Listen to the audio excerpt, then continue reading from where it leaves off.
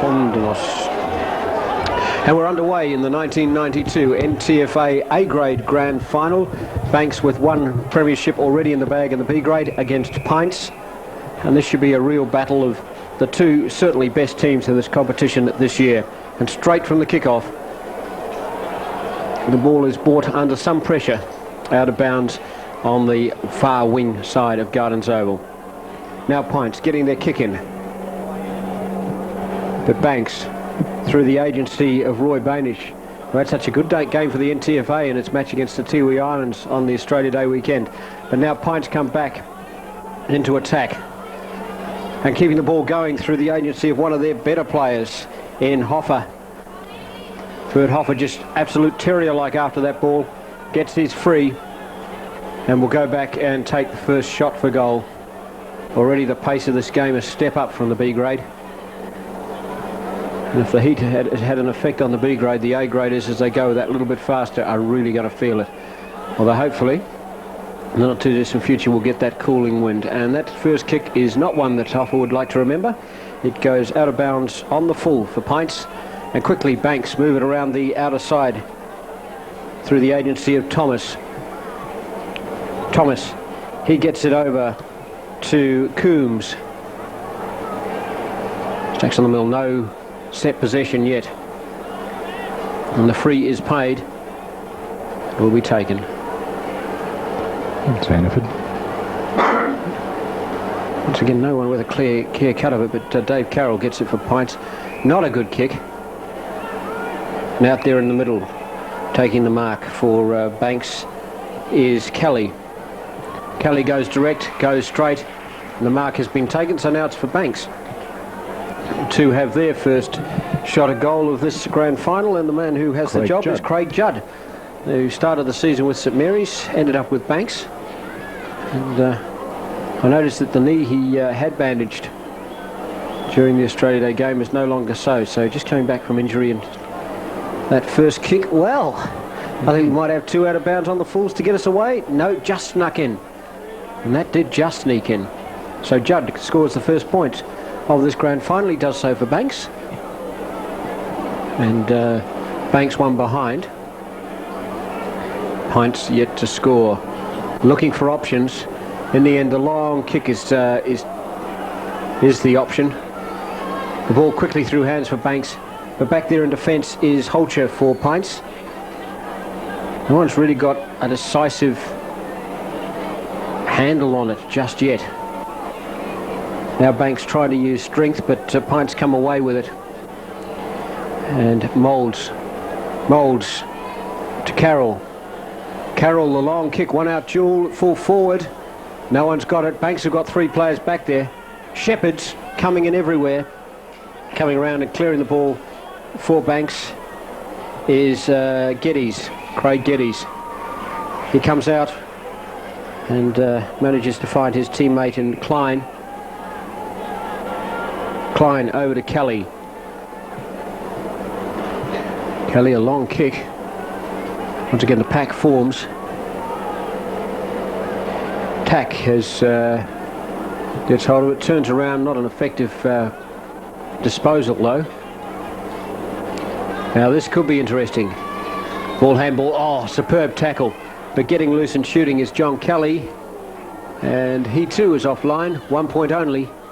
So Banks 2 points. Pints as yet to trouble the scorer.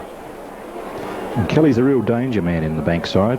You watch him from now on, you'll find that he's been in the thick of the play all the way through since the siren began, and he's out in the again. Up towards the centre of the ground. The mark taken from behind, not paid. Banks once again with desperation. They are applying the early pressure, but this is what Pints do so well. These little, this just coming out of defence. They get free and then they start moving it downfield.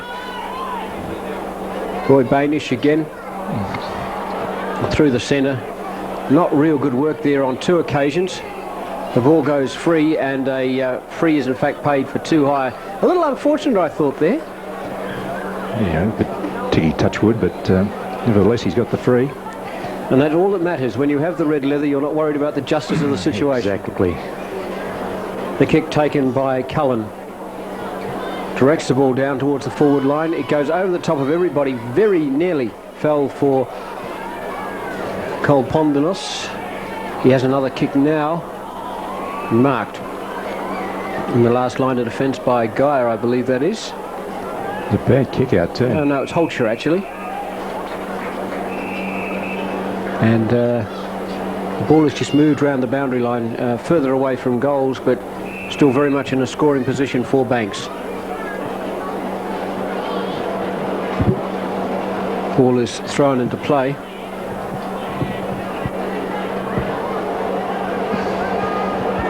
Comes across now as Pints come out of defence. The ball over to Allen. Paul Allen can't get hold of it. Does so now. Gets his kick under enormous pressure. Out only as far as Hannaford. Sam Hannaford puts the ball in short. Not a good kick. Not a good kick. And claimed 4 points by Alan Walsh. Walsh using the wings and the mark. Good body work actually to take that mark for Pints. Can't quite pick up the player, too far away.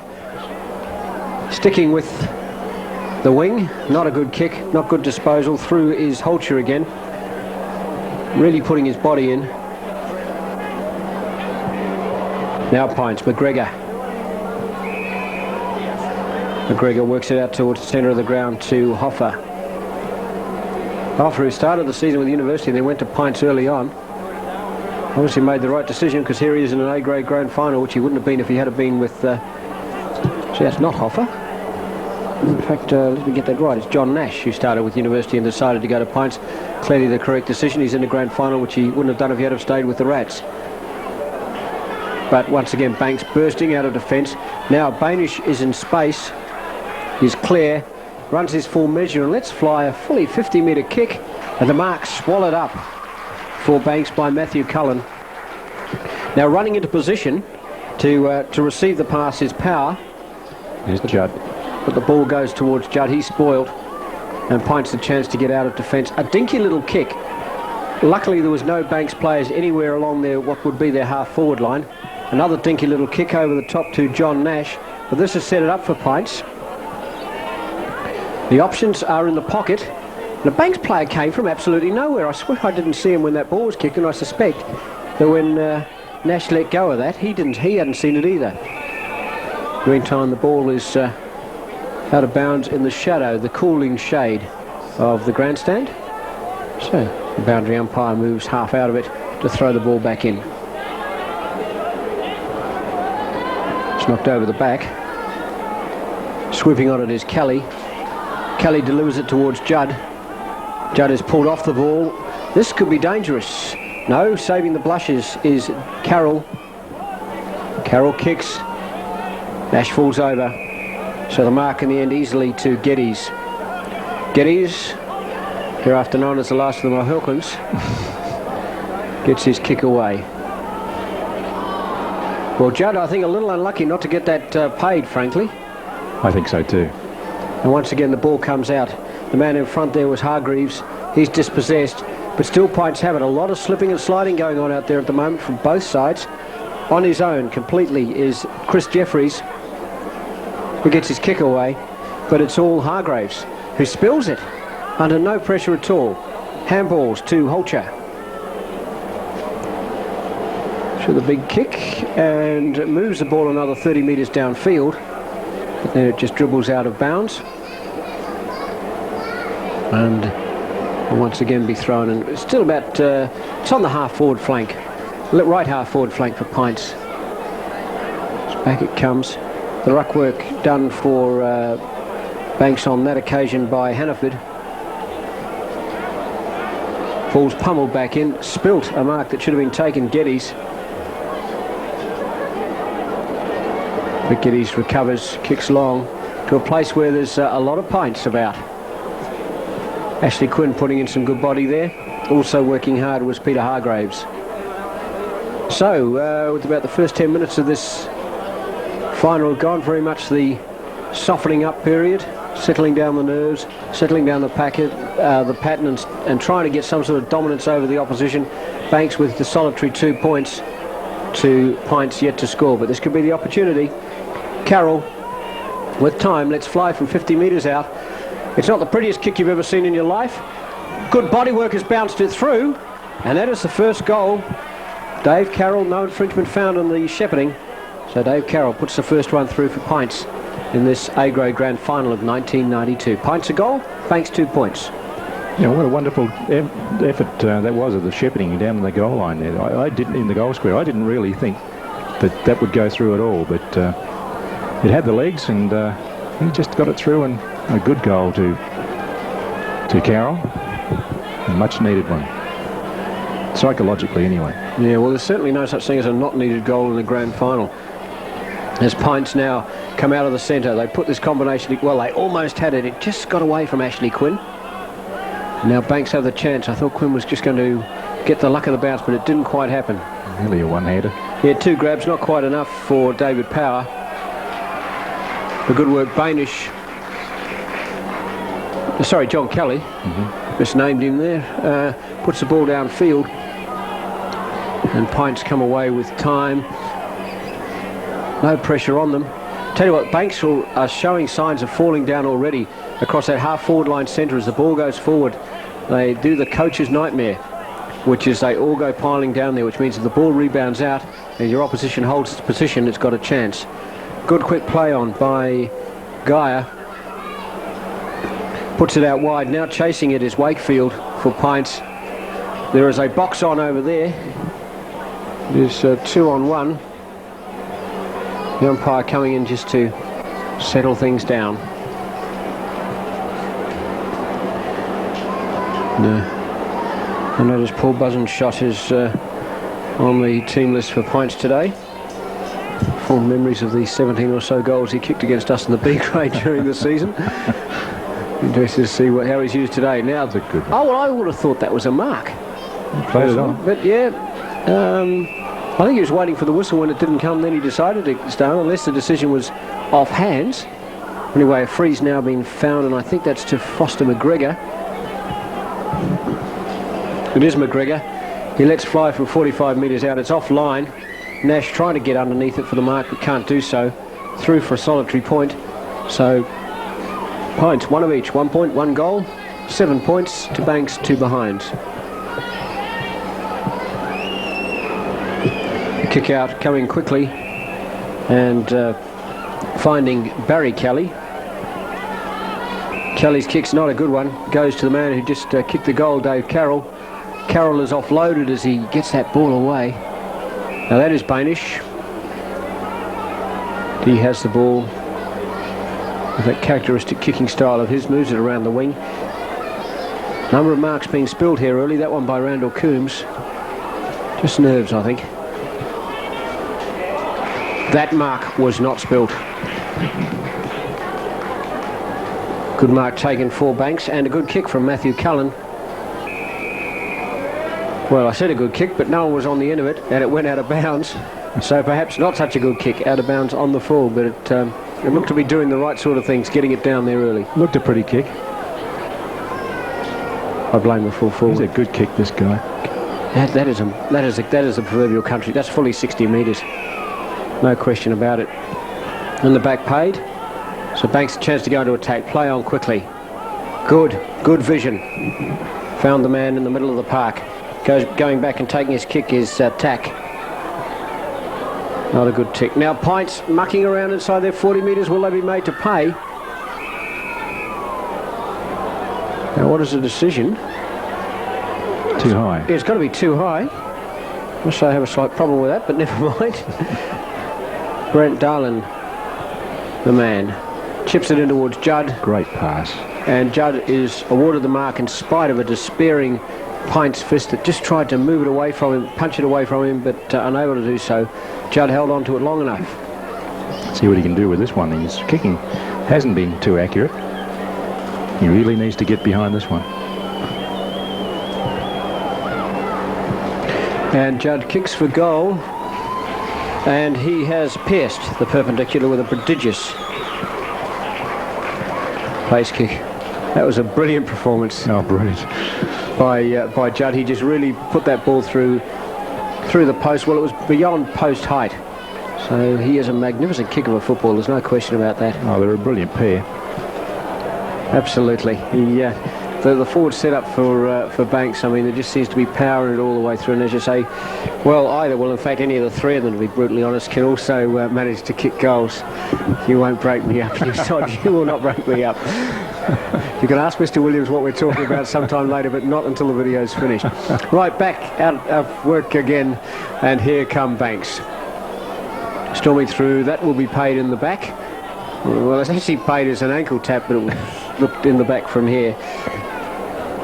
And Andrew Rowe has the free. Rowe kicks. Well, it's a wobbly old one, but Judd, beautiful. Between two. Between two, just went up and took it in. Great inspirational stuff. And he can lift the side now. If he gets hold of this one, he's going to lift his own as well. And I think he can do it. He needs a little bit more confidence, and he'll be kicking well. But now he's got hold of a good mark like that. And we'll go back and another pair of good players down there. Oh, this one's off the side of the boot. I don't think it would have stretched. No, it didn't go through. Just out to the right, that one. Well, there was one off to the left as well, but...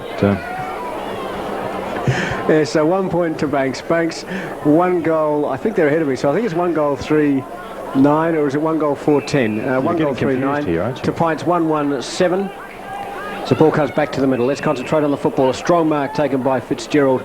Fitzgerald moves the ball out to the left forward flank, where the ball is taken by Nash over to Geyer. Geyer dispossessed. Couldn't get his kick away. A long kick for Banks. Now this could set it up very, very nicely for them, because out there on his own is Coombs. Coombs in towards Judd, but Judd, they've just swamped him. But in swamping him, they've left players free. And it is Hooroo from the Guru as he kicks the goal. Wayne Williams. And Banks now 2 goals, 3-15. Pints 1 goal, 1-7. And looking the goods too, I might add. That's a good handy lead to have 2 goals and getting him towards, what do we got? We've got another 2 minutes to go. 5 minutes to go. Another 5 minutes to go in the first quarter. Yeah, exactly. And he's a danger man, isn't he? When the Guru gets hold of him, he doesn't miss too many. Every team should have a Guru. I know University has one. And who's that? Our Guru, Josh Preston, who actually went to play for Nightcliff this year, but he is our Guru. As the ball comes back into play, the hand pass from Justin Kelly down the field, getting underneath it and diving in. A player who's done a lot of good work for Pints, and Alan Walsh, but still Banks go forward. They've got a look of irresistibility about them at the moment.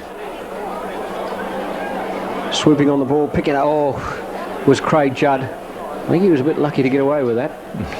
Now over to Dave Carroll. Carroll, who's been everywhere, he's kicked a goal, and there he is back in defence, playing well on the ball, through the middle, and just falling over his man was Holcher, taking the mark. He's the last of the Mohicans as he lets fly. And Craig Geddes puts it into the teeth of goal. It is just touched on the line. That was a massive kick for a player who's playing on the half-back line to come running through like that, the way you like to see your half-back flank, your half-back line. You like to see them attack the ball and go through and do the right things with it. And that was a massive kick in towards goal. A little bit unlucky not to get it through too. Pints out through Geyer. As this crowd continues to build up, I find it quite remarkable that it's just throughout the day it's built.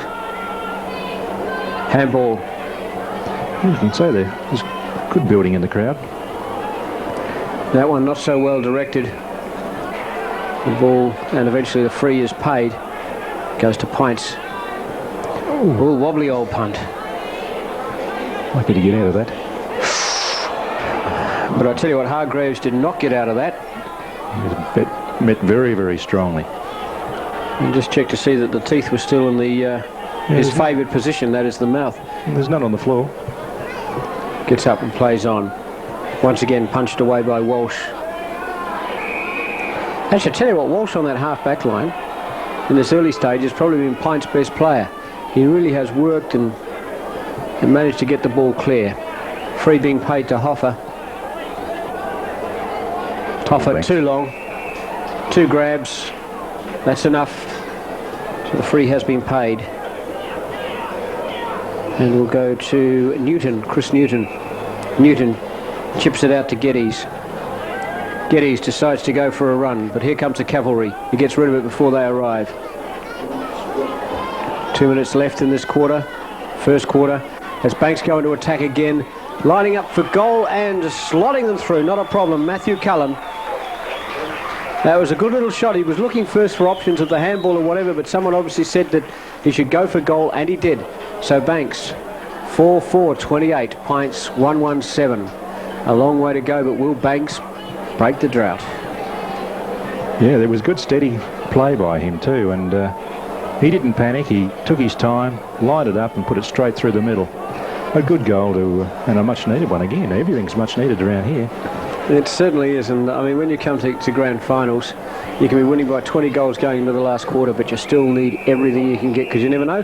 And too many players. Pints had too many players in the centre for the bouts. You're only allowed 4 apiece. So Banks take the kick, go long. Pollock spoils illegally, says the umpire. So Judd has the chance to go back and shoot for his second goal. He'll shoot from 45 metres out, perhaps. There's certainly no problems with any angle here at all. Let's fly now. Gee, disappears out of sight. I think it's off to the left. Yes, it is off to the left. And so another point to Banks. They're now 4-5-29. Pints 1-1-7 as we near the end of the first quarter of the A-grade NTFA Grand Final for 1992. It's a good duel between Judd and his opposing number, and well, numbers in fact. Yes, in fact, every time he gets up there, don't they? They seem to swarm on him. But Pollock is having a good duel with him. I think probably Judd may have the drop on him at this time. Yeah, but the fat lady is yet to even so much as leave her seat, let alone move towards the microphone in terms of this game. Listen, Duncan, how do you feel about being called the old fat lady? Duncan being the timekeeper here at the moment. Bainish gets the ball in along the ground. Now Banks with time, space, the shot for goal. How is it? Hit the post. Oh, another poster. Well, we had, what, 4 in the B grade. This is our first in the A grade. And absolutely disgusted by that is Matthew Cullen. He's already got 1 goal, but hitting the post the second time. It's the most disheartening of things because they're so bloody small. And yet the ability to find it's almost as if they got magnets on them. A great kick out. The run of the ball, well, it was with Banks, but Pints with numbers have got them under real pressure. And Pints should be able to work their way out of this and do so now. That was good work, good use of numbers. Too high, paid, and the mark will be taken by McGregor. McGregor looking downfield. Nash is available. Some pressure, and Nash made the Cardinal centre just sitting there and waiting for it. His opponent came over the top and punched it away, and now Banks go into attack. Siren time, so this has got to be a shot for goal. I believe the man taking it will be Randall Coombs. This will be an almighty kick if he can do it. Here's Randall Coombs. Coombs now. Well, yeah, forget that one. Yes, that talk we can live without. So underway in the second quarter, Banks playing Pints, and there was a correction to the score at quarter time. It is Banks 3-6-24 to Pints 1-1-7. As immediately Banks go into attack. Judd gets the ball. Not a problem. First goal of the second quarter to Craig Judd. That brings his total for the game to 2 other goal scorers for Banks, Wayne Williams and also Matthew Cullen. They've got singles, and Craig Judd has the 2 goals for Banks. As the umpires bring the ball back to play.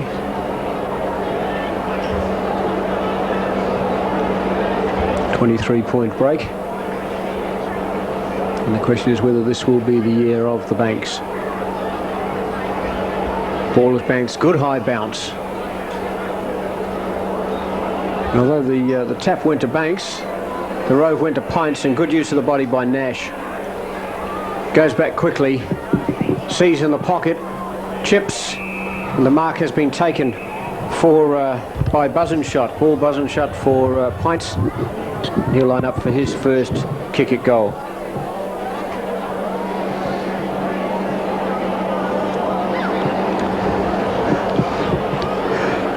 Button shut, lines up, and it kicks. I think it's gone across the face. You've got behind for a point. Yes, kicked a little too hard.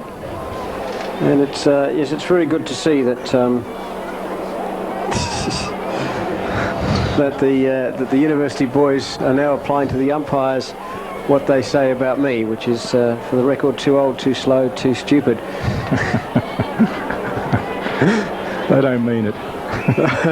Don't know the arrogant young shits. Right.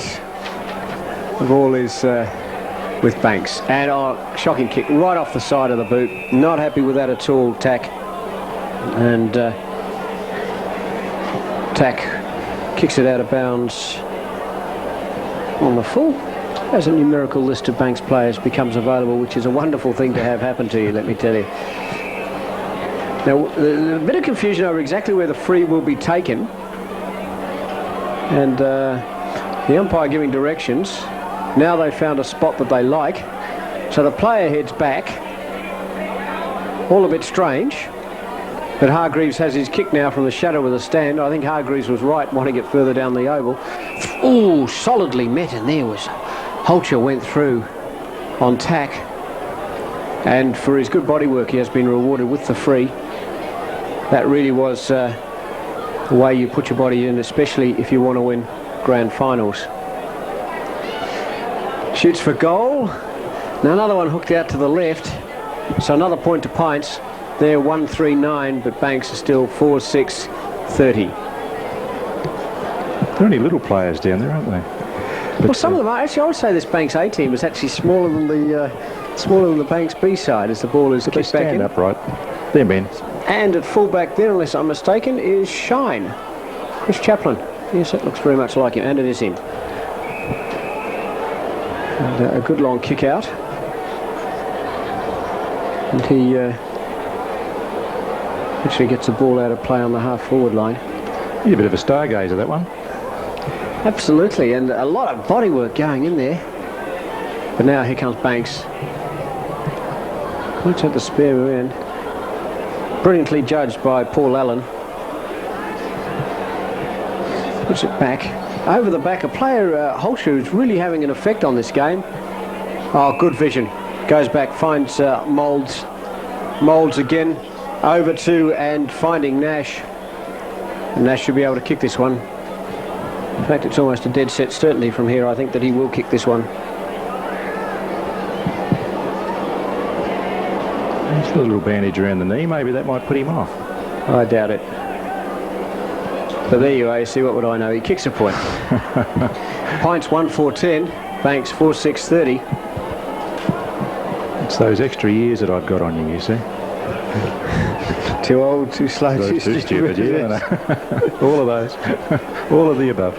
Chris Chaplin chips the ball back in for Banks. Puts it in front of a teammate, puts him under pressure. He's dispossessed. Good Pints pressure. The ball goes out of bounds. Right on the 40-metre line. And that was good pressure from Pints that bottled that ball up then. Back we come into the game.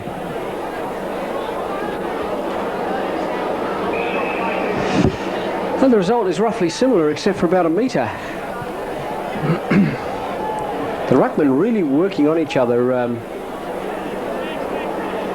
Good little use of the body. Just a little chip there from Pickering for Pints. Knocked the ball over, but Banks get hold of it. Neither player really knew where that was. But now some good roving work, and Banks able to move it, move the ball out of defence and go into attack. Now Pints have got the sit, got the front position. Possible in the back paid. No, play on, says the umpire. That was a good decision. Now picking it up is Cuthbertson. Long, but back there in defence is Craig Geddes. And Geddes, a little bit of gamesmanship between Geddes and Moulds. Geddes, I believe, is big enough and ugly enough to look after that himself. No mark taken. Once again, Banks, good use of the shepherd. The ball goes down to, was that Cullen? It's Judd again. Yeah, Judd, 45 metres out. Now there is someone available in the pocket. Will he find him? Yes, he does. The Guru. Yeah, good call. Very good call. And a good lead too. Got on the end of it. Judd was alive to it, so now the shot will come in from Wayne Williams. Williams has already got one. And let's see what the Guru can do from here. Can be devastating. Let's hook this one. Not when he kicks like that, he can't. That is a point. So Banks 4-7-30, Pints 1-4-10. And Pollock it is who will kick the ball back in for Pints. Decides to go straight up the guts and go long. Landed in the square. Oh, and a great mark by Fitzgerald. Quick handball onto Walsh, and Walsh just buries it down the throat of Moulds. Good moving better now, Pints. Yeah, they are. They look good in that little piece. But here comes the rebound play of Banks. Although a little chip ahead, a little kick ahead there by Wakefield. With the damage. And in there again is that man Holcher. He's just everywhere. But eventually the ball beats everybody out of bounds. As copious quantities of water are run out onto the field. Gee, why wouldn't they be? This plays back on again. Banks under enormous pressure. There just seems to be, on both backlines, I'm not sure whether they're playing a loose man in defence. We're going to have to watch the configuration at the next bounce. Results in a free being paid to Randall Coombs. Coombs takes his kick. The Guru can't get it, Williams. And the ball goes out of bounds. Talk about the pressure on the players out there. What about the commentators? It's heaps of pressure up here. Yeah, well, the real pressure comes from, of course, having to identify players by numbers when, well, you might know maybe three of each side. It's a bit difficult, and I think that pressure affects you too, Trevor, I know at times. Oh, it does. Now the ball goes out of bounds in front of what used to be the Buffalo stand. So I wonder which club has adopted it since the demise of the NTFA in this place. Palmerston, I think. A Palmerston stand. The Des Crow Memorial from here on. Hard work on the ground. And a ball up called for.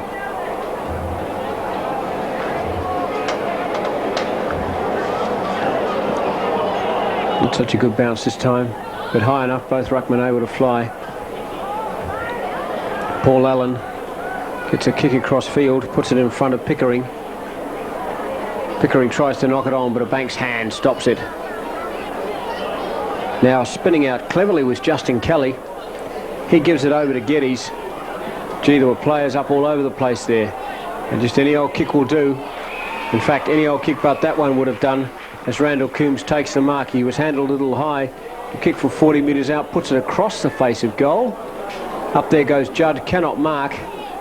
Ball goes loose and eventually rolls out of bounds right by that point pace. Real pressure here for Pints. They've got to clear this ball out and they haven't been able to do it for the last few minutes. Well, here comes the ball in now. They're just working hard. Well, it knocks over. It goes Pints' way. The handball towards the touchline. And again, Holcher. Ooh, it's a bit high. Now Hoffer. Hoffer lets fly an enormous kick. Brings it straight back down, but then in comes Justin Kelly for Banks, and back go Banks. But not a good kick. Goes to Geyer. Geyer, the little chip. A little chip over the top to, I believe that's McGregor. McGregor gets a handball to no one in particular under pressure. In there for Banks was Kolpondinos. And a free has been found. Did you see that? I think he called it a throw. Called it a throw. I'll settle for that. To the centre half forward position. Up goes everybody. Nobody stays down. The ball beats a lot of them. And in the back is paid. And the Banks rather with the relieving kick. Onto the field, 4 Pints. Comes Russell Gale. And Gus is a Super Rules player. And for his age is enormously quick. And the combination of his experience and pace out there will be very, very handy for Pints at this point, where they really need to get down there and kick a goal, not a point. Now they have the chance. A little chip over the top. Goes to Holcher. Holcher plays it on quickly, running the full measure and then chipping it into the centre of the ground. Onto it now is Moulds. Moulds turns, kicks, the ball bounces. There's all sorts of bodywork going on. And a point has been scored. However, in the meantime, there's been a free paid and a free kick and 50 metres given. So Chris Chaplin comes up, takes his kick in unfamiliar territory beyond the 40-metre circle. The score now is Banks 4-7-31 to Pints 1-4-10. A huge up and under. So no one in particular, goes out towards the wing, takes a vicious leg break back, and we'll have a throw in front of the scoreboard, which is used about twice a year for cricket. Over the top, and possibly for the odd one day that's played down here as part of the one-day series they run in the dry. Well, again, the ball seeming to find endless space with few players in it. I tell you what, so far Holcher, he's got to be best on ground to now. Trying to get him dive into the mark was Nash, couldn't do so. Another foot race in two. The winner is Wakefield. Still moving the ball, chips it ahead to Andrew Rowe.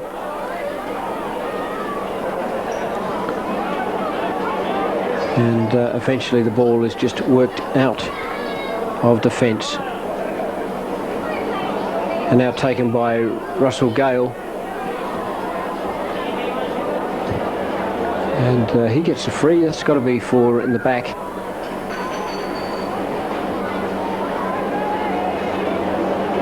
Oh, splendid mark taken for Banks. Just waited for the ball, worked his way back. Let's get that player's number. He's done quite a number of good things. It was Andrew Rowe again. Andrew Rowe has played well. Number 7 for Banks. And here's again. Stacks on the mill. It's quite remarkable. Well, I suppose it's very grand final, the way that people just throw themselves in onto the ball in grand finals. It really is a team with the greatest amount of determination that will win. Now the shot for goal after 50 metres has been paid. Will be taken by John Moulds. We've been discussing this all day. Moulds comes in, kicks the goal. Goal number 2 to Pints. Pints now 2-4, what's that, 16. Banks 4-7-31. Banks have not carried on with it so much in the second quarter as they did in the first. No, the drive seems to go out of them, doesn't it? They haven't got the same bite as they started off with, and they're not looking entirely jaded, but they just don't seem to have that rush of blood yet that really you need in a grand final like this. Yeah, well, they started with such an oof. I thought they'd be the irresistible force, but they just haven't gone on with it at this stage. I mean, we're not writing obituaries here. It's just that they haven't been able to score as they did in the first quarter. Now they have their chance here. A good knockout. Oh, that's high. Yes, and exactly right. Well called. The high knock from Sam Hannaford did the ruck work, and taken high was Justin Kelly. Looking for the same guy all the time. Yeah, for Judd. And why wouldn't you with someone like that down there? Now the chance, that's tack on the ground. The kick goes across towards the Guru. The Guru can't take it. Judd tries tunnel ball. Does not work. Pints have got the numbers, but they're all standing around looking at it. No one wants it. Now trying to get out is Pollock. Pollock does well. Oh dear, nearly. Pickering. We've given his coach and most of his teammates nightmares over that. Well, the free's been paid for too high, I suppose, but I didn't see any contact as such. Very quickly Banks play on, chip it over to Barry Kelly. Barry Kelly goes back. Yes, that's a good mark. Yeah, just sat there and effectively it became a mark under no pressure though. Cullen swings it back in towards the mark, not taken by Craig Geddes. Or has it been? Yes, it has. He's got that, but he's been a tower of strength down there, hasn't he? Well, considering that as far as I've worked it out, he's on the back line, yeah, he's been an enormous tower of strength. He still stands, because he's a prodigious kick, he could still drop this one through too. It's not outside the realms of possibility either, let me tell you. As you say, he'll be going from about 43 metres. Just chips it. It's on the movement, yeah, it's gone wide to the left. So now Banks 4-8-32, Pints 2-4-31. 16. But he's well up in their best players, and Geddes is looking the good. I mean, he looks a hard, rugged type, but he's a good footballer. So's the guy just kicking it. Look at that kick. He's a great kick. Yeah. These are a couple of the players who, if they wanted to put in the work and the fitness, could certainly play at NTFL level. Now with the run of the ball, it's Williams. He's missed it. Missed. Well, I think he's lucky to get the point. He blasted across. He's not related to you, is he, by the way? No, not at all. No, I don't even coach him in any way or form. Sure, he's such a good player. Yeah. As Pint start working the ball out, I must say I have problems with these delicate little chips out from goal. I do like to see the ball disappear. Now the ball taken by Fitzgerald. Fitzgerald back. In the end, just kicks long, a pack will form, people will fly, nobody will get hold of it. Except Moulds, runs his full quota, let's go left-footed to Gale. Gale is defended by Chaplin. Chaplin follows him down the ground, just keeping Gale off his teammate with the ball. And a beautiful mark taken over there by Power. Power looks, chips across field. Oh, good. This is better. This is more the Banks we know and love. They're starting to open it up now, aren't they? Yeah, where people get loose, and that little chip over there to Matthew Cullen was just the way Banks play this game. They eventually find a way of getting loose, and once they get loose, they do have the ability to find each other. Cullen kicks from 40 metres out to the left. It will go too far to the left. Yeah, you can see now that they're starting to open the game up, and if Pints don't watch it, they're going to lose this game by letting... There's too many loose players out there. And the ball will be kicked back into play now. Pints, Banks 4-10-34, Pints 2-4-16. The moment either side could win it on points. There's the ball with Pollock. Pollock signals, no, it's not Pollock. Signals his teammates down the field to head further apart. Kavanagh, I believe that was, Dennis Kavanagh, I think, or Fitzgerald, one of the two. But anyway, in the meantime, Pints surging forward. The shot for goal, I think it's going to be all right. It does look good. And it is. So a goal to Dave Carroll, the second for Pints, his second, the third for Pints, his second of the day. So Pints now 3-4-22. Banks 4-10-34, 12 points or 2 straight kicks in it. And Pints must be kicking themselves when they see that it's 14 scoring shots to 7, so exactly twice as many scoring shots to Banks. Sorry, Banks must be kicking themselves. Exactly twice as many scoring shots and just a 12-point advantage. Cannot be all that happy with that. Not in the grand final. Interestingly, see what moves really have been made, but it all looks fairly settled there in the centre. I am terribly impressed with this whole trip for Pints. This seems to be in everything. And Justin Kelly, a good player for Banks to this point, gets the ball out wide, going back and taking it is Kavanagh. Kavanagh in, finds Cuthbertson. Cuthbertson gets out the handball to Allen. Working his way around. Pints now have lost that momentum, just trying to do too much, and it costs them. The ball goes to Newton. Newton goes long. Out there is Tack. Yes, Tack has the ball. Silly. And that will be 50 metres if they're not very, very careful. It's a silly thing right in front of goal, actually. Tack out. Oh, and beautiful vision. Up there and finds Cullen. Cullen's last kick from about here was went out to the left. Let's see what he's learnt and what he can do from here.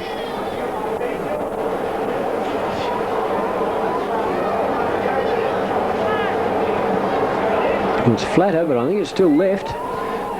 Yep. Yes, he's missed it again. Yeah, just always seems to be just putting the ball a little bit out to the left. Hard to pick it from the style exactly what he's doing wrong, although that one was hardly the classical end-over-end kick. The ball about to be brought back into play. Straight to a Pints Banks player. Yeah, well, at fullback now is moving back into the fullback there. By my calculations, is Cuthbertson, and it is Cuthbertson. It is. And that he's not the kick. must be said. Now that is the Yes. kick. Well, I was waiting to see whether anything was going to be paid for, that was Cullen. I was waiting to see if anything was going to be paid for obstruction in the goal mouth. And as the only whistle was for the goal, hence the pause, because I really thought that there might actually be a little something paid for the little argy-bargy going on down there. No, it wasn't to be. So Pints slip behind a little bit further. Banks now 5-11 to Pints 3-4. Now it's a good handy lead. Yes, and now do we have Pollock going back to full back? Looks like he has, yeah. Yeah, it looks like the change has been made. So Pollock back on Judd. Ball comes out of the centre, nobody's got it yet. Pints player just dragged the boot through. Now they work it wide. The kick from Carroll. Nobody underneath, it beats a lot of them. Knocked forward by Buzz-and-Shut and goes out of bounds in the shade of the St Mary's right forward pocket, or the right forward pocket at the St Mary's end. It may have been the sun and the eyes down that end in that back pocket there, I think, that seems to affect the players. It's happened quite a few times when they've gone up to the ball. Oh, there's no doubt about it that the sun is a factor. Oh, good little snap shot for goal, and I think it's going to be all right. It is two from Nash. So that was one out of the bag. Really, Pints at that stage had no right to expect anything to happen quite that quickly, but Nash saw his chance, took it. He's a big man with a big heart. Yeah, I wish we could have kept him for uni, but there you go. Good to see someone up from the KD, at least one person up from the KDFL today to support Banks, and Chris Chaplin, who was KDFL representative player, of course, during his time down the track. Pints now 4-4, 28. Banks 5-11, 41, 13 points in it. In the second quarter, Pints a decisive win at the bounce. It's now a matter of whether they can move it forward, and they can. Quick kick off the boot. Yes, underneath it is Nash. Hasn't got it. Goes in solidly and meets Geddes. No one can get it away. Now Geddes wheels his way through. This could be a good kick. It's 2-on-1. It's going to require some good work, and it gets some good work from Walsh. And once he gets rid of the ball, he puts in a good shepherd. And then there's a chip for touch coming in from Hargreaves. It's half time. Banks 5-11, 41. Pints 4-4, 28.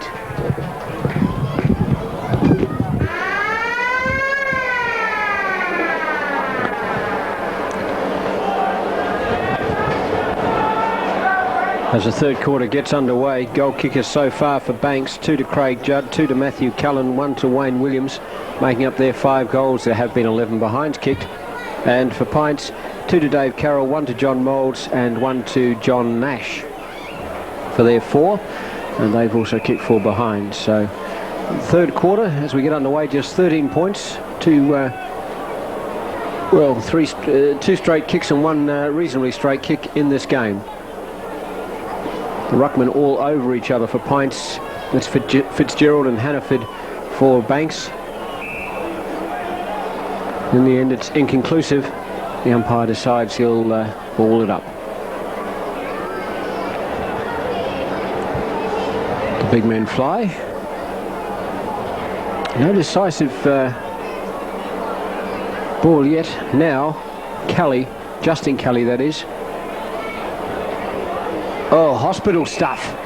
But bravely taken back there. Bravely taken by Trappett for Banks. Trappett plays on now. Not a good kick. Pollock in defence.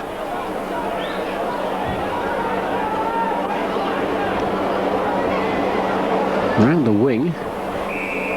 Out there and finding that man again in Holcher.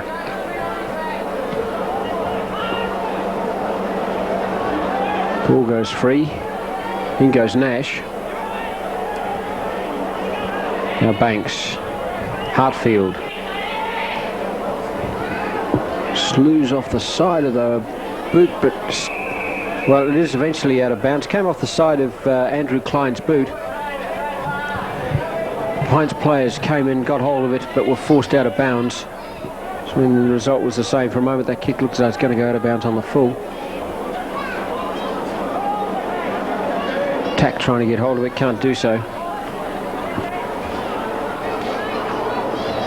Holcher again puts his body in bravely. Probably feel himself a little bit hard done by not to get in the back, crashing through, trying to crash through there was Tack. He's got the ball now. He's tackled, loses the ball. Just really good, solid body work as players are diving in and getting thrown out.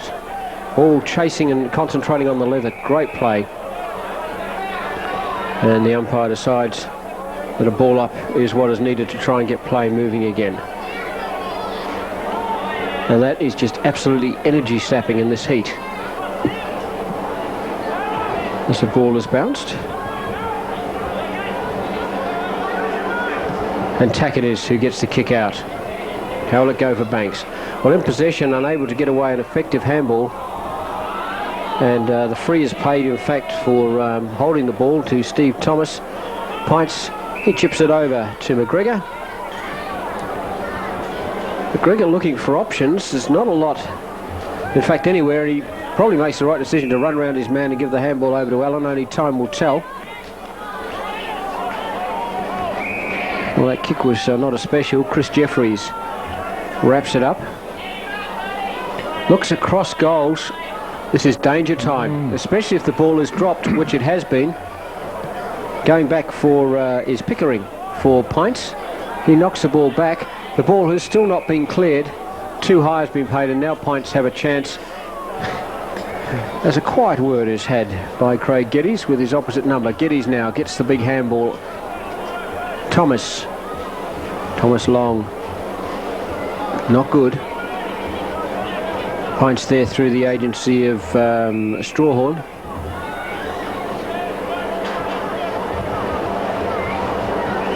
On the wing. Delicate little chip in, and coming in to take the mark is Wakefield. Wakefield goes back. There are options in the centre of the ground. He's looking to the pocket though. Puts it long. 2-on-1. Banks trying to get it out through Shine Chaplin. Now with handball. Oh, beautifully worked out. Well, it would have been. Chaplin unfortunately just dropped the ball. Trying to keep it in and knocking it back for was Pints. But to no avail. The ball goes out of bounds. There is some real desperation about this. You feel that this could well be the quarter that decides it. Banks in past years have been in front but have failed to nail their advantage. Will that be the case this year, or will it finally be the breakthrough premiership they've waited for the last few years? In fact, I think it's 6 to be precise. Been a while.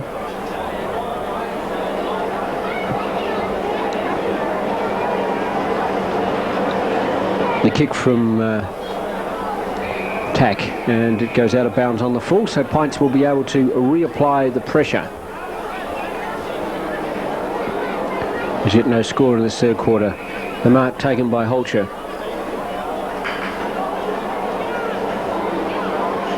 Holcher with his hat and still shading his eyes as he has a look at it. There was a lead in the centre from Geyer. It was available, he's ignored. There is nothing else available. Really, Holcher must just put it into goal and hope. A big pack of players fly.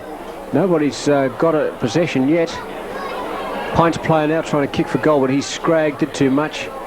Ball comes through, goes just a bare 10 metres, an absolute melee of players, and eventually the ball is forced through for a point, but desperate defence there by Banks, and in the end all that could be got for them was a point. So now 4-5-29 to 5-11-41.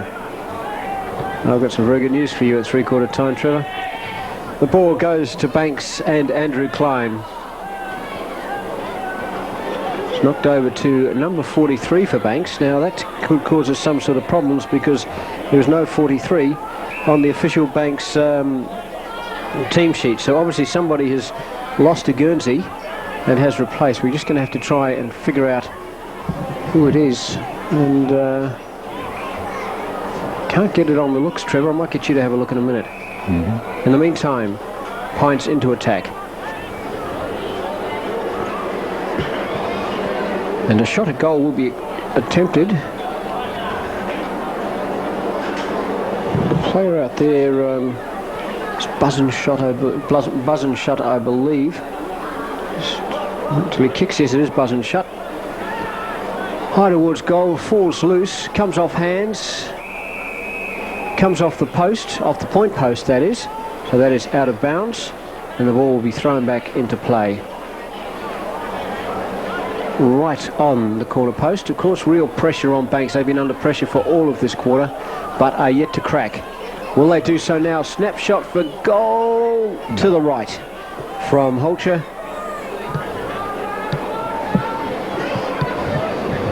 Well, Trevor, what do you make of it so far? Yeah, it's quite tight, isn't it? Certainly, it certainly is. Now the kick-out has in some way offended. Now it's either the player coming out of the square. If it's going to be, yes, it is. The ball was kicked from outside the goal square, and so therefore we will have a bounce on the edge of the goal square. And that's the sort of mistake you don't really need at a grand final when you've been camped down in your own area for what seems like an eternity. And fairly basic but effective football from Steve Thomas there, punching the ball through for another point. So Pints now 4-7-31, Banks 5-11-41. Now we just have a 10-point ball game. It was a good move to punch it through then. They stood the opportunity of either losing 6 points or 1. He took the lesser, and that was a good move. The ball comes out, nobody can get control of it. It's just all over the place, and McGregor gets the kick in front of it is Moulds. Moulds keeps working. Oh, good burrowing. But it is Banks who come out through the agency of Andrew Rowe. But they can only get it back as far as their half-back flank before the ball is once again smashed in by Hargraves. No mark taken. Under huge pressure was Hartfield. The ball comes out again. Now can Banks turn this around? Now Judd, who's come right down to the centre, gets the ball, kicks it high. Ooh. Oh, how he didn't get too high paid then, I don't know, but that was very, very good gutsy stuff by Paul Allen. Still nobody's got the ball. It's kicked towards the boundary line. What will happen? Oh, clever little kick forward by the player number 43. But it goes out of bounds. What I'm going to have to assign you to, Trevor, is to go through and tick off these numbers as we see them and find out who's changed their number in the Banks side. So the more numbers we can find, then we'll find out exactly who it is who's come out in a different Guernsey this quarter, and try and just sort it out at this point. So I'll leave you number gazing. I'll do a bit of it myself, and between us hopefully we can sort out exactly who the mystery number 43 is. Now Bainish is out there, he's still in number 3. The ball comes back into play with the score 5-11-41 to 4-7-31. Again, that good hard body work. I tell you what, it may not be a particularly edifying display of flowing football, but gee, when it comes to G&D, you really cannot fault the performance of either team at the moment. The ball is knocked down, and for the umpteenth time today, I'd love to see his statistics. Holcher comes out with it. Goes now to Judd.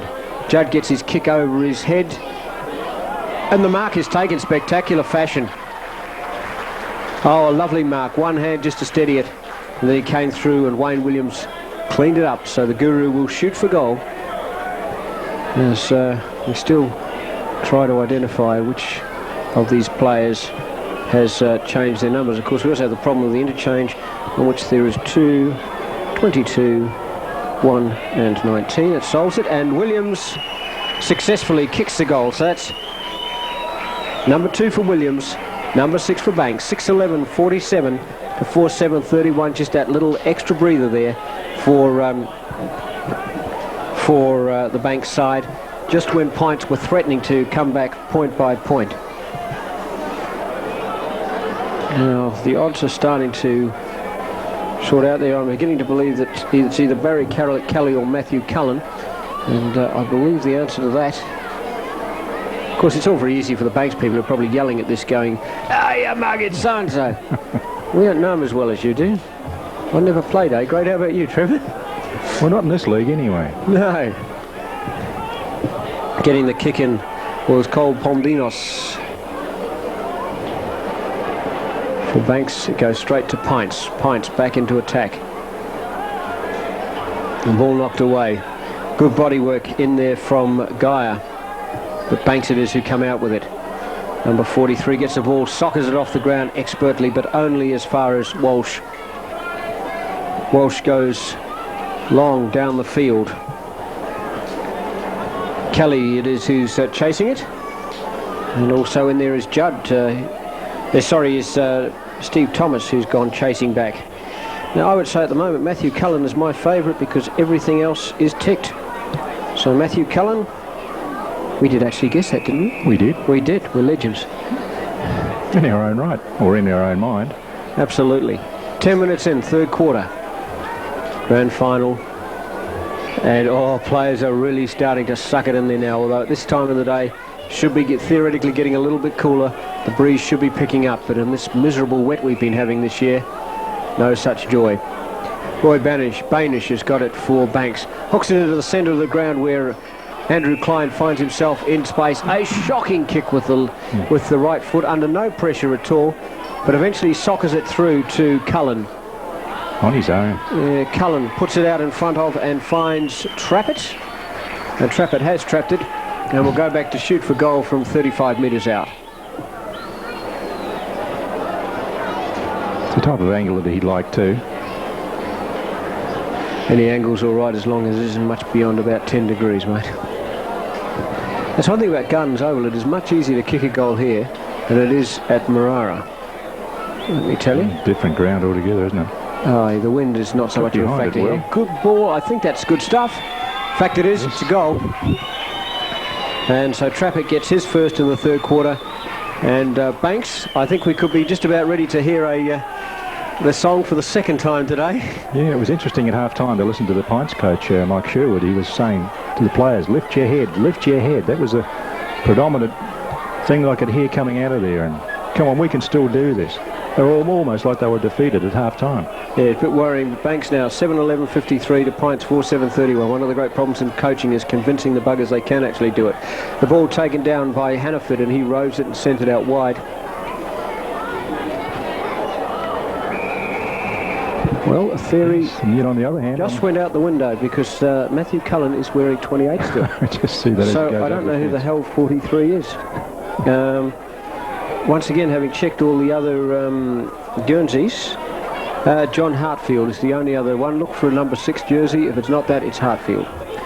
The ball with Tack. And the free is paid. Well, it was one or the other. It was either in the back or then the following tackle, which was an ankle tap. Now, there are no options downfield. There was nobody moving for Pints, so the ball is buried down the throat of Hannaford. Now, there are options here. Judd with a little bit of body work. Not seen, didn't matter. Good mark taken in defence. Over to Pollock with the distinctive face mask on. Pollock runs, chips it in towards the centre of the ground. There are only water boys at home. And Klein. Now Klein looking downfield, there's a lead from Judd, puts it straight into the man on the mark, goes round him all, and attempted a foot trip there, which probably very lucky it didn't connect.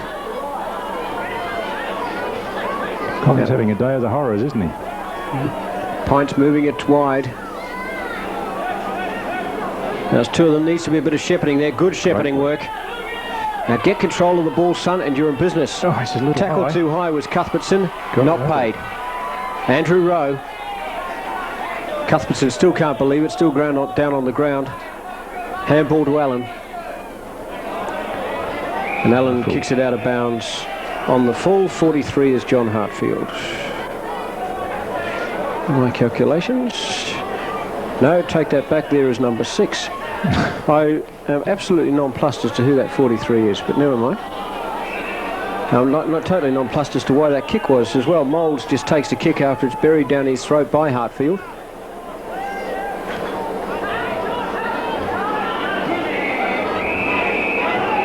As the ball is knocked out by Andrew Klein. At this stage, Trevor, I really think it's the last one standing. Even though there's 22 points in it, I don't believe it's over, and it's just who tires the most first. I think it comes back to that mental attitude again, and Pints just don't seem to have it at this point. They didn't have it at half-time, they haven't got it now. Well, the ball is brought out of bounds again. in the lengthening shadows of the grandstand.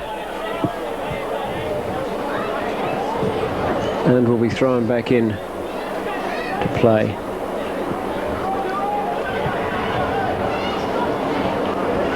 Now there are people available over the back.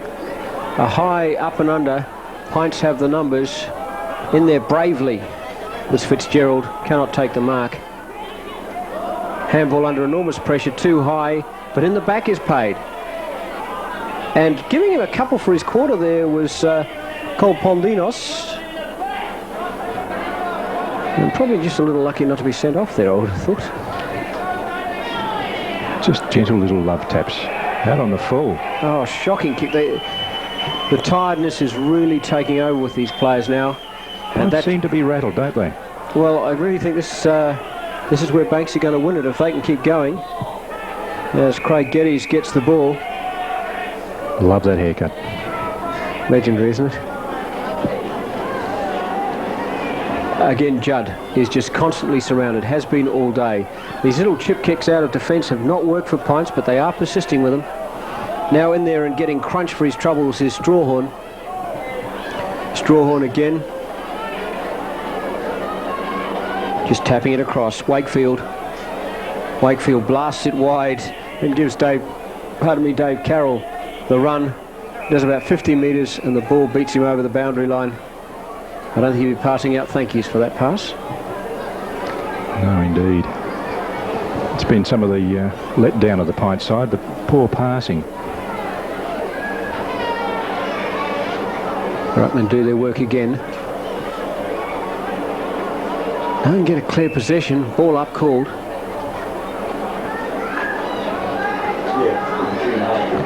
You get the impression that if Pints perhaps could break free, they've done us a favour. They've taken 43 off. You beauty. As Banks go into attack, spoiling the Pints player, and just in time. And the new man on the ground, which is Coombs, immediately appealing for a free, claiming he got belted in the throat by the looks of it. And his appeal has got it. So Coombs, the tightest of angles in the pocket. This really is banana kick time. They've got Williams in the centre. There's an opportunity. And also in there calling for it is Judd. Shoots, I think it's all right. In fact, I'm sure it's all right. Yes. That's the type of kick that really wins games, because it gets the blood going, gets the adrenaline going through the body. Then you can see them all going now. They're all pumped up. This is going to be a great finish. Certainly will be a big finish, I think, Trevor, if nothing else. Very big. But no, Banks from here, I know we predicted it in the B grade and that ended up as a huge tussle, but I really think on the reading of today that is enough for Banks, that they'll get there from here.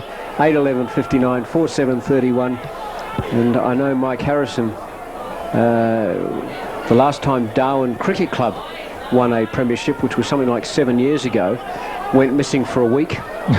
I suspect there could be one. I reckon the time to rob a bank could well be in this coming week, as Banks once again go into attack. One of the better players for Pints in Walsh brings it out, but his kick's not good. The 6 points will be very, very, very handy from here.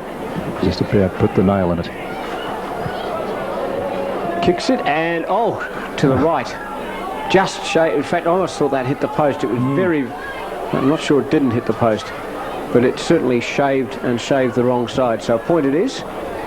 Banks 8:13:70 to Pints 4:7:31. And Pints doing all the defending now. As Banks once again knock it down. Darlin puts it back in. Oh, Mark spilled there. Should have been taken. Pints with a chance, mucking around with handball, not getting that first kick and paying the price. Good solid tackling there. Banks bringing home the bacon. It's a difference between the two sides, isn't it? The determination. In the back paid there against Guru. I couldn't see that, but... the little chip falls short of McGregor. McGregor's put under pressure. Gets rid of the ball. In again is Holcher. Darlin, hand pass. Gale, 3/4 time. Banks 6-12-80, Pints 4-7-31. I think we might be in for a chorus of the Monty Python song. So final quarter underway with Banks a lead of 29 points. Will it be enough for them to finally break their premiership drought? Find out in about 20 minutes plus time on as Banks go into attack. The ball with Holscher for Pints. A kick, not a good one. Taken by Thomas.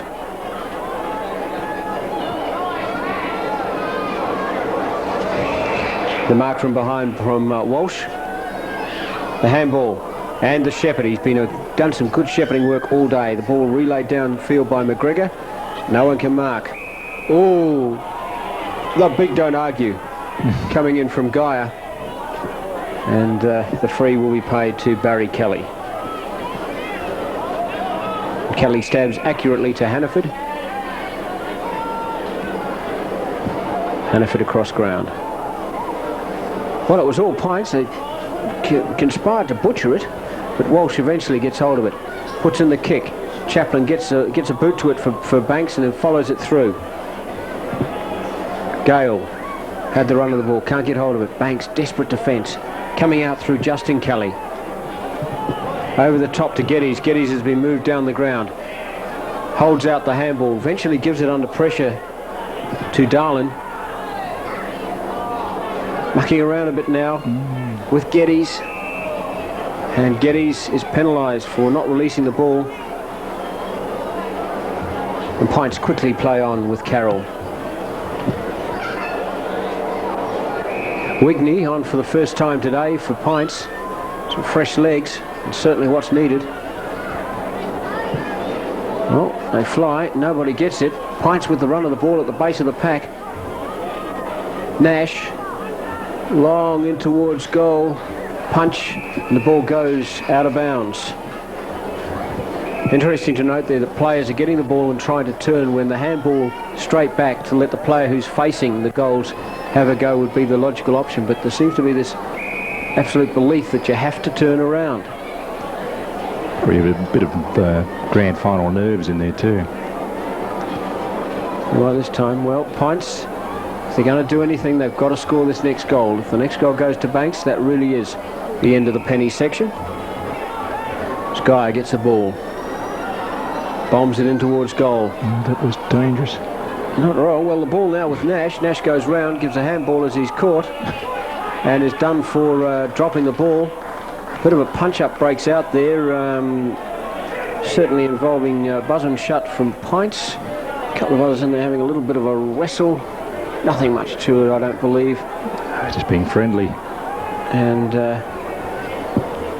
ball will be moved out of the back line. Hannaford under it, goes over the top of the pack. Good tackle. And Wigney into the action. And under enormous pressure as the ball is taken out of bounds.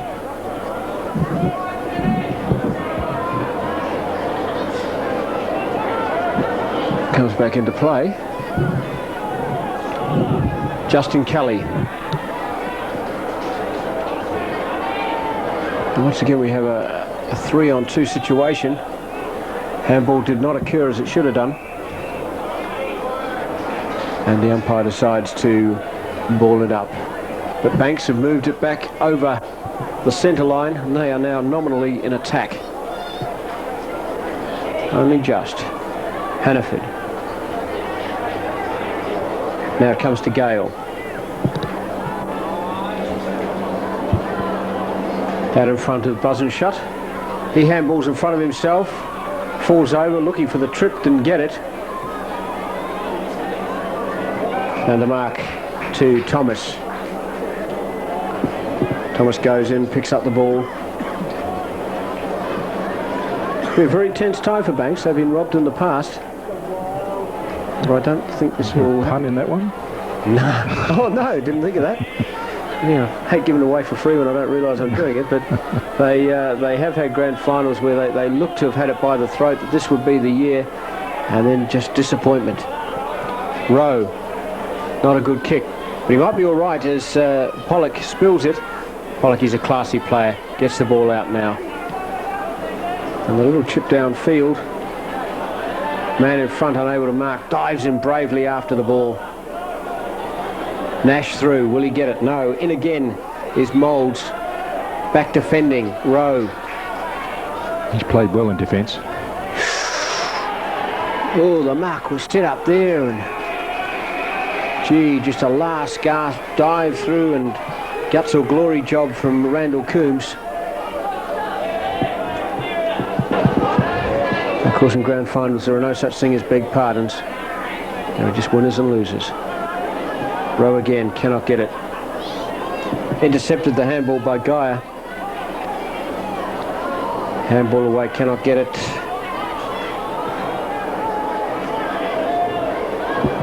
Great bodywork from Hargreaves, stops the ball being moved forward, but then it's picked up by Kelly. Kelly kicks wide to a teammate in Tack. Tack can't get it, goes to ground. Players on the ground everywhere, diving in. Oh, gee, there's some good bodywork going in.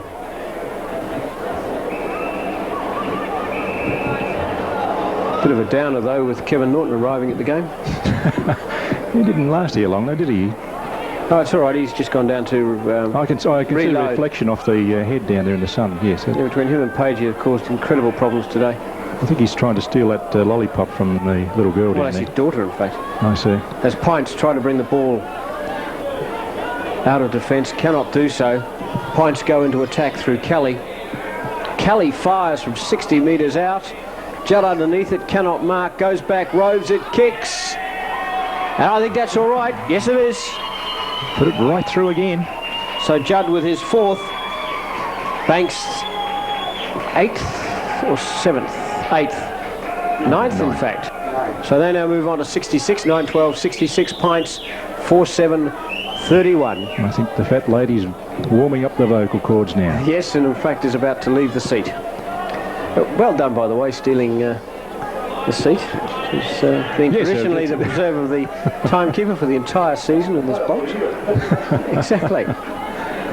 It's the quick and the dead, as it is in this grand final. Ball is bounced. Pints win the ruck and get the ball moving forward, but are unable to capitalise on that. A Banks desperation hand there from Rowe. Stop Pints going further forward, and now the kick comes out towards the half-forward flank. Oh, good handball under pressure from Coombs over to Kelly. Kelly puts it in long. Judd again. Ball bobbles about down there.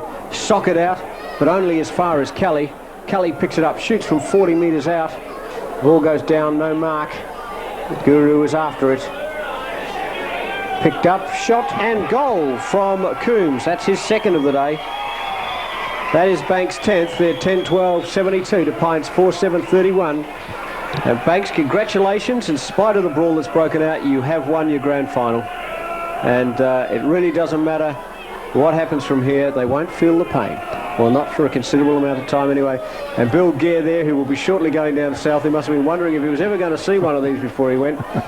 Looks to be a very happy man. Oh, he's all smiles now, with a double header.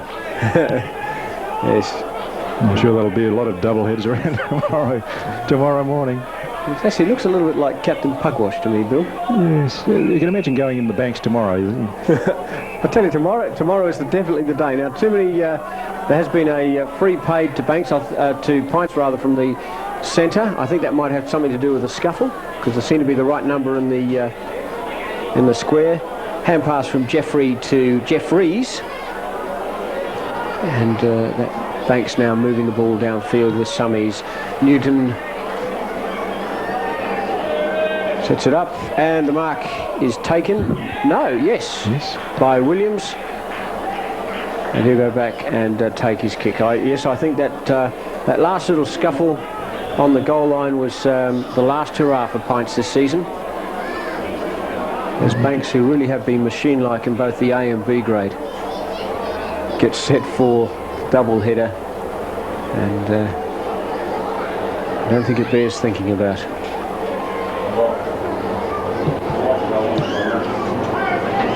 Williams shoots and goals. So that's his 3rd of the day. Banks now 11-12, 78 pints, 4-7-31. Duncan, the timekeeper, is about to leave. He's had enough. He said, this is good enough for me, mate. And there we have Mike Harrison, is the president of the NTFA and a long-time Banks player, is doing high fives in the crowd. Very special moment this for the Banks club. They know they've got it won from here. They know how long they've had to wait. And perhaps as Bill Geary joins us in the commentary box with a huge smile, perhaps a thought for Alex Saundry, who coached them for so many years and got them so close, but just couldn't quite get them there. Not coaching this year, and they break through. I'm sure he'll be happy. His son Adam is here. I haven't seen Alex today, but I know Adam's here anyway. I suspect Alex will be here in spirit, if not in body. As Chaplin brings the ball out, the ball goes to Holcher for Pints. He elects to play on, buries the ball to Geyer, who will go back and take a shot for goal. No, it doesn't. He chips the ball further back, but on a better angle. So Pints will shoot for goal through the agency of Wigney.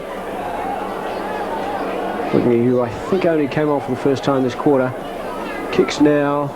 Looks all right from here. What's the goal umpire think? Point. I think it's a point. 4-8-32 to Banks, 11-12, 78. And the cheers obviously coming from the Banks quarter. Definitely not the Pints. But they are from the Bronx Banks quarter. And some very happy Banks people down there. They'll be barely able to control themselves, I suggest, once the final siren goes, as Chaplin kicks the ball out. We're just informed by a Pint supporter that the final siren will not go. As through for Pints comes Wakefield. They battled hard, Pints, but Banks have just battled that bit harder. They played the direct football and they've worked on getting men loose, and when they've been able to do that, they have been absolutely dangerous. Now they have numbers, they just keep moving the ball downfield. Coombs. Back there in defence was Hoffer. Hoffer goes round. Gets his kick. Oh dear. Right down the throat of Justin Kelly. Kelly too far out to score. Called for by Geddes and delivered to Trappett, both in the same neighbourhood, so it was 6 of one, half a dozen of the other. And Trappett has a chance to make it 12-12 for Banks. He'll kick from 40 metres, more or less straight out in front, just the very slightest of angle, hardly one you'd even allow for.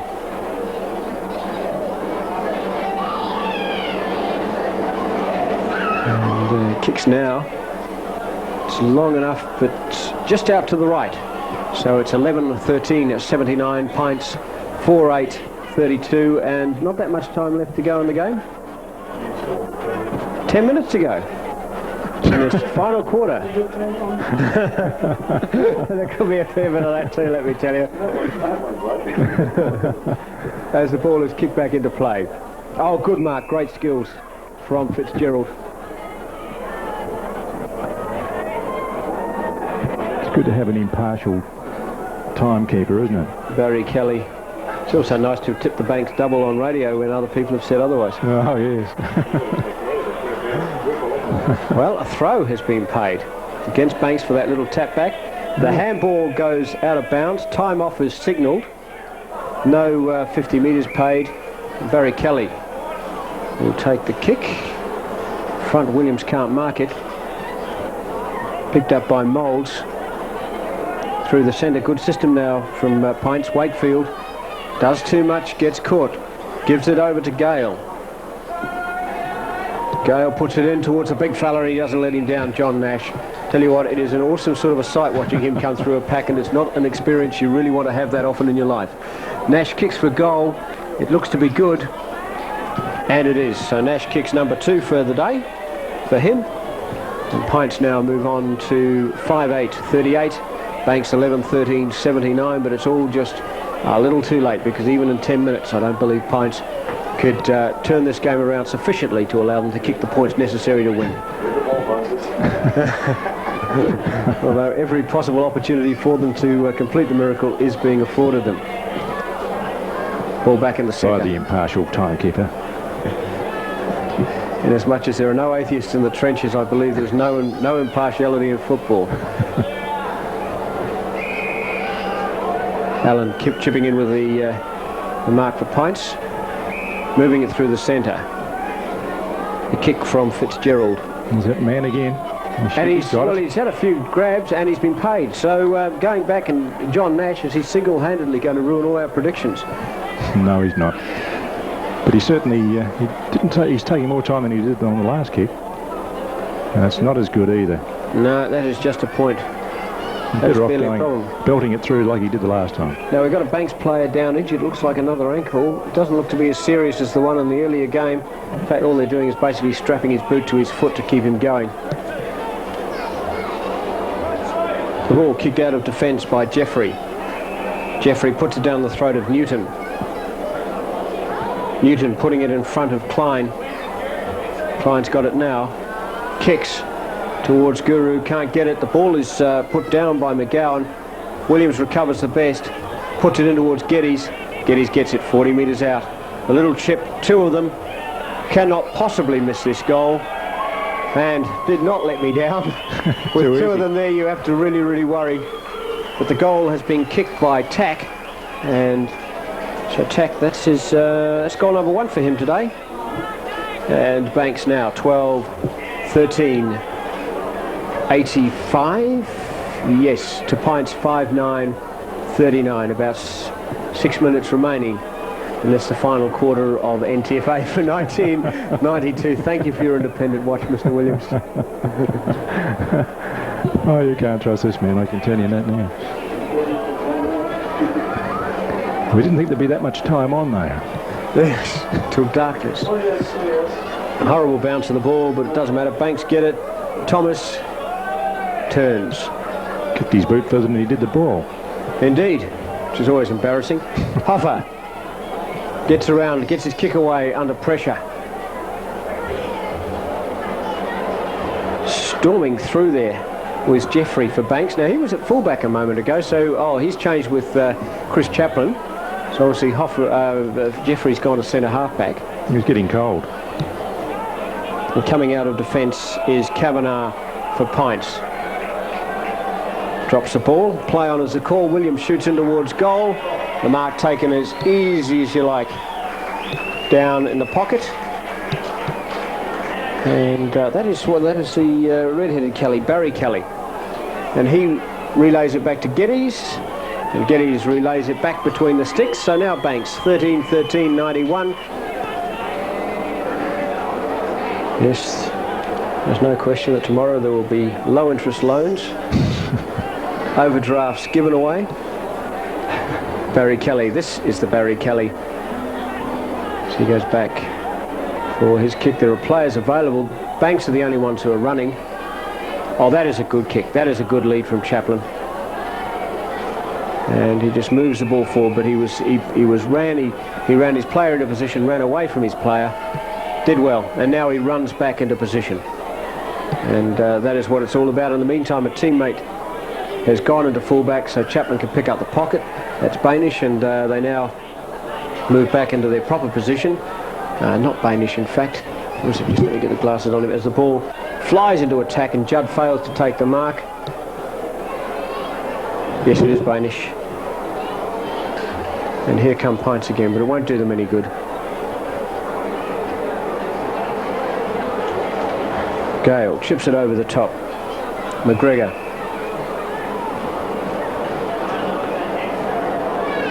Well, the boot and the ball. This time the ball outpaces the boot quite significantly. The ball goes in towards Wigney. Comes to Moulds. He puts it over the top for Carroll. Carroll blasts. High, wide, not so handsome for a point. So Pints 5-10. It's at 40 to Banks 13-13-91. About 2 or 3 minutes left in the 1992 NTFA season. And shortly after the final siren, the eruption. Andrew Rowe brings the ball, gets the ball, now kicks towards the grandstand side. Geyer going through was Wakefield. And here come Banks.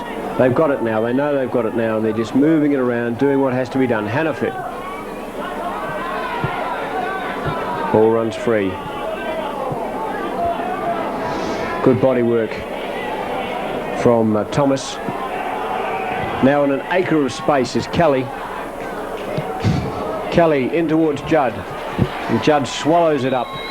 This is bread and butter stuff for him. We'll kick from 40 metres out. And this isn't the final nail. That was driven some time ago. This is just a percentage booster, which of course you don't need in grand finals because next week you don't have to play. Judd kicks. Oh, up and under and offline. 13-14-92. Pints 5-10-40. So, yes, not the most remarkable of kicks from Judd. He certainly has kicked better throughout the day. The ball will come back into play for Pints. Pretty academic interest. Banks with 3 goals to Judd, 2 to Matthew Cullen, 1 to Craig Geddes, 2 to Randall Coombs, 1 to Dennis Tack, 1 to Greg Trappett, 3 to Wayne Williams. And that's it. That's their full tally of 13 goal kickers. Whereas for Pints, 2 to Dave Carroll, 1 to John Moulds and 2 to John Nash make up their total of 5. Comprehensive victory to Banks. They really have done it on very, very well today, Trevor. Done it on the bit. They've never looked like losing it, really, have they? In fact, you know, as you say, really from sort of the start of it, it was all over Red Rover. And they did it from, what, 3rd position too? Yes, yeah, they've... So they've had to play their way right the way through the first semi where they beat University, the second semi where they beat Tracy Village, and now here today, their 3rd game of their finals campaign where they are comprehensively beating Pints and are preparing, even as we speak, to celebrate. You can see the B graders there who won earlier today, sitting down there with beaming smiles. They're going to get their trophy in a minute. As back getting the ball is Walsh for Pints. Gives it over to Cuthbertson. As a timekeeper moves into my chair. And prepares to blow the final siren. As I say, the eruption will start. Banks have waited so long for this. And it's wonderful. Banks 13-14-92. Pints 5-11-41. With just moments to go in this grand final. And really, Pints are playing like a beaten team, and Banks are playing like a team who are already planning the celebrations. I think they've already got the stubbies are all open there. Yeah, well, as I say, there will be presentations to both teams after the game, and that's the Pints A and the Pints B team. And after that, lock up your daughters. Not the Pints team. Close your, not the Pints team, the Banks team, to both Banks teams. So lock up daughters. If you own a hostelry, hide. As they put 43 back on the field just to annoy us. It doesn't matter. Good handball, Justin Campbell. This has been a good little passage of play this last few seconds as Pints, as Banks rather go into attack. Pints trying to get out, but the handball goes, and there it is, the final siren, and Banks delighted, winning 13-14-92 to Pints 5-11-41. Well done, Bill. And there as we speak are the stubbies moving into position. Here comes that filthy song again. Yes.